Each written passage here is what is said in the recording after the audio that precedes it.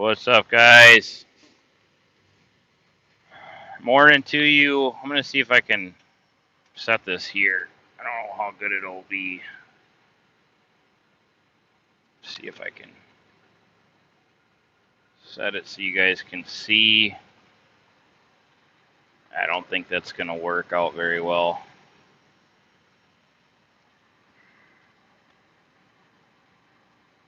All right, I'll just set it here. So I am paving today. Um, Today is Saturday, August 22nd, I believe. I might be wrong.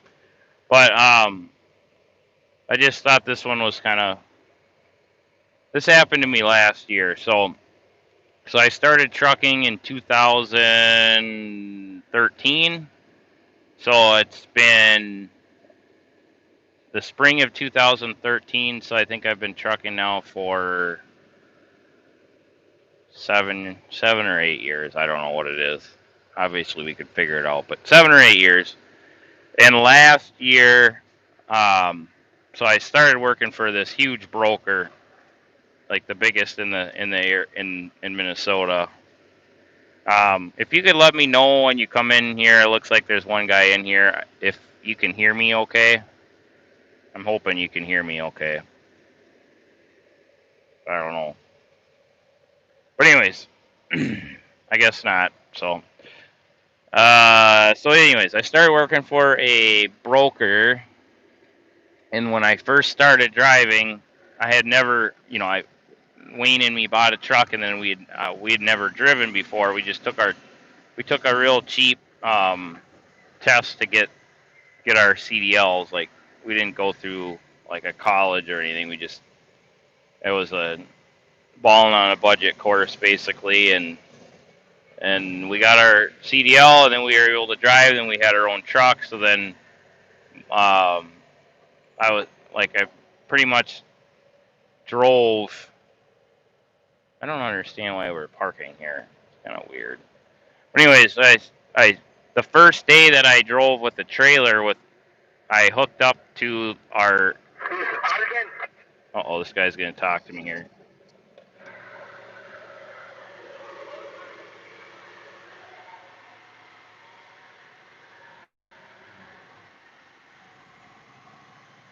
Anyways, the first day that I drove for the contractor, or for the broker, I I had to.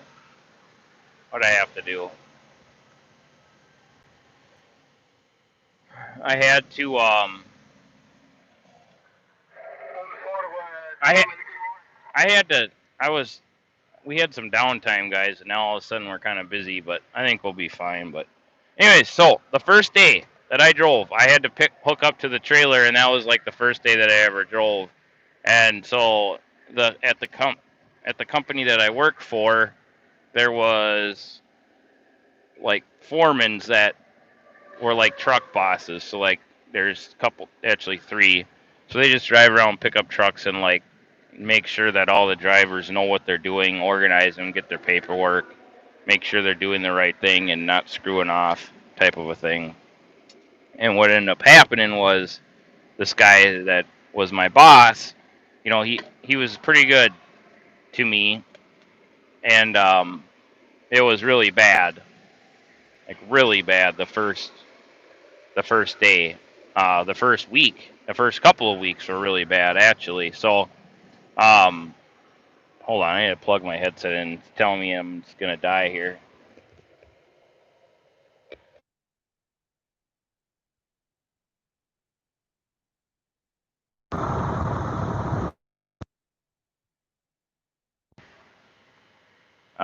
Let's see here. I was just wondering, whoever gave me the can you hear me okay with this headset?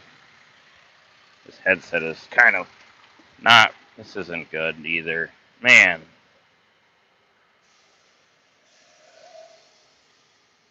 This is kind of not cool here. It's not long enough. Got to take it out. So, anyways, he so then I ran into him last summer, And like normally how it goes is like when you're a foreman, they know everything, you know, and they've been around, they have experience, and then like all the owner operators, they ask the foreman questions because they know everything. So and then they're so anyways, I ran into them, and you know, when I first started, I thought, man, it'd be cool to make a bunch of money as a foreman, and you know, like kind of like you don't have to drive, you just sit there and do whatever and look cool, and you have a really nice pickup truck, and and you drive around and whatever, you look great. So then what ended up happening was when I ran into him, I was at the point in life where I have, you know, there's been a switch, you know, where it's like, no, that doesn't look cool. You know, I don't want to do that. I'm glad that I have multiple trucks, and um, that I'm, you know, that I'm not spinning my wheels sitting there doing that all day long, type of a thing. But then he came up and he talked to me, or I talked to him, said, "Hey, how are you doing?" Because he was like, "Man, he's like, I didn't think you were gonna last more than a week. I guess I was wrong." He was laughing because I was really bad, like really, really bad. It was like I literally came home after working every day and just had like a migraine headache. I am backing up to the paver here. Let's see if he wants me to do.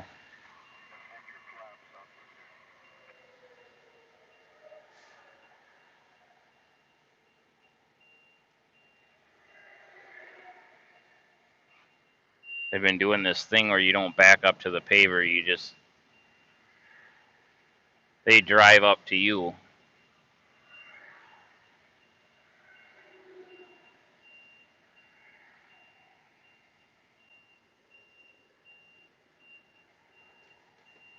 Okay, I'm backing up.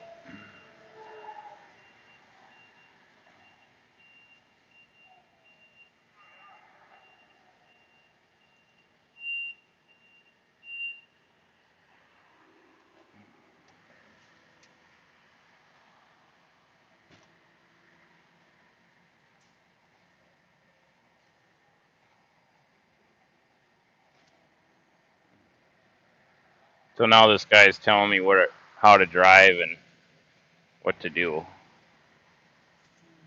Now he's telling me to lift the box up, so now I'll just lift the box till he tells me to stop.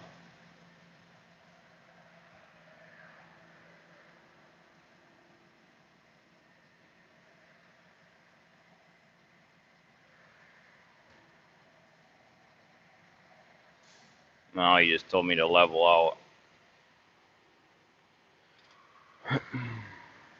So anyways, so then it was kind of different because the foreman was asking me questions like, oh, you know, like, oh, who are you working for? Or are you working direct? You know, and what I come to believe is that after a while, I kind of was like wondering, like, well, why is the foreman working for this contractor? Why doesn't the foreman just do his own thing? Hence the title of the video is drinking the Kool-Aid. Well, I get it. The foreman's been tells all the drivers that work for the big broker that it's really hard to get your own work, and this is the best thing that, you know, since sliced bread, you got to stay with the company, you know. And then so whoever told him that, well, that, you know, so all the drivers that work for this big broker, they've drinking the Kool-Aid. They think that they can't do it themselves, and then they basically are, you know, they have to, if they want to stay busy, if they want to work, they need to work for this big broker. Which I got that, you know, when I was there, I got that. I heard the spiel, I got the spiel, and I realized that it wasn't the Kool-Aid that I wanted to take part in. So then what ended up happening was when I talked to this guy, well, you know, like I said, I was always kind of wondering, like, I don't understand why he's doing this. Like, why doesn't he just I mean, he used to own trucks. Like he could do. Oh, sweet! They got the food truck here today, guys, on the highway. That's cool. So, anyways, he used to own trucks. He could do. He could do it himself. So, not that you would want to. Not that he wants the pains of it, but he's already got the pains of it. He's already dealing with it with all the people. Um. Anyways, and he was telling me that he actually said he's like, yeah, I'd get my own trucks, but man, these guys don't pay very fast. And I was thinking to myself, oh, that's interesting. Now you're justifying to me that you would do something, but you're not because they don't pay very fast. So then I was like, oh, what do you mean? He's like, well, yeah, we're really struggling to pay to I don't know. He said we have $6 million that's over 90 days out or something crazy. And so I mean, that was basically his reasoning for not doing it himself because he perceives that as risky. It's kind of the thought process behind that is it's risky to do your own thing or whatever. So meanwhile, I just don't. It's like somebody told him that, and now that's his belief, and now that's him drinking the Kool-Aid. Somebody gave him the Kool-Aid, and he drank it. To not do what his goals are and his dreams are, which is clearly to have his own trucking company, because he said he would do it, but it's just he doesn't want to because of that. And in my experience, hopefully you guys are still there. I don't know how much you missed. I'm not going to go back, but in my experience, he's been basically lied to, and it's not that bad. And $6 million sounds like a lot of money. I mean, it is a lot of money, but that's not compared to how much business that his company does. It's not. It's not going to do. It's not going to affect them. Is what I mean. There's people. I just basically said, well, everybody that I've ever worked for that wasn't a scab has always paid. So there was one scab that I worked for that luckily it was just a couple $1,000, you know, and I haven't gotten paid on that. And luckily I had a company driver do it, and not like somebody that that I'd brokered it out or whatnot, because that wouldn't have been good. Jerome Jones, morning to you. So yeah, that's pretty much it, guys. I'm not going to be able to read too many comments and stuff because I'm on in the construction site right now. But as soon as I get out where live cars are and stuff, I'm gonna have to shut her down. Thanks for the thumbs up.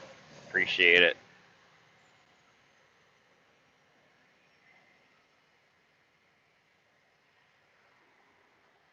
I'll show you guys kind of what we do here.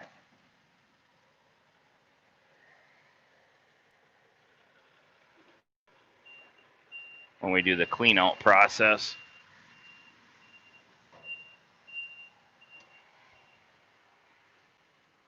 There's like a designated spot where you do clean out. And every time you got to keep your box clean when you're paving. What's going on, Courtney? Good to see you. Hopefully I answered your questions that you had. Anyways, there's like a designated clean out spot. I'll show you here. Flip this around. So that truck's cleaning out. And then you can see my box is lifting up and I'm dumping. I'm not going to do too much to it. I don't get too worked up till the end. of the day. But we'll just make sure we're fairly clean here.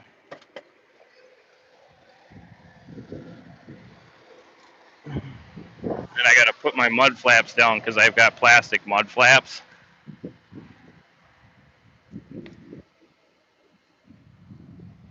So there's a little bit of a coating in the back here. And you just clean these off, the latches. I can slam this a couple of times.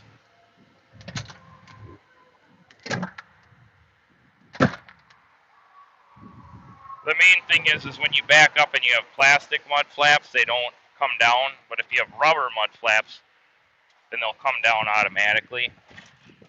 But I keep on, or I don't, but the guy that drives this truck on a daily basis keeps on ripping the mud flaps off.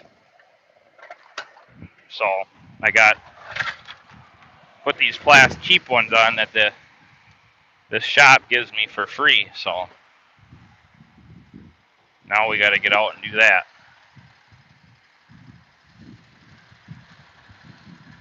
So this is what I do. Yep, straight truck driving today. Got 2 trucks out, me and one of my friends' companies. It's his own company, but he's working with me today. So, I do a lot of trucking because I like it, I like it a lot. Oh, yeah. Paving is one of my big profit things. I make really good money doing paving. Yeah, I'm in the dump truck today, though. But this, I could be in an end dump today here on this highway project, but I'm not because this is way easier, and sometimes it's just about that easy. Okay, well, I gotta go, guys. Have a good day. Have a good weekend. We'll see you around.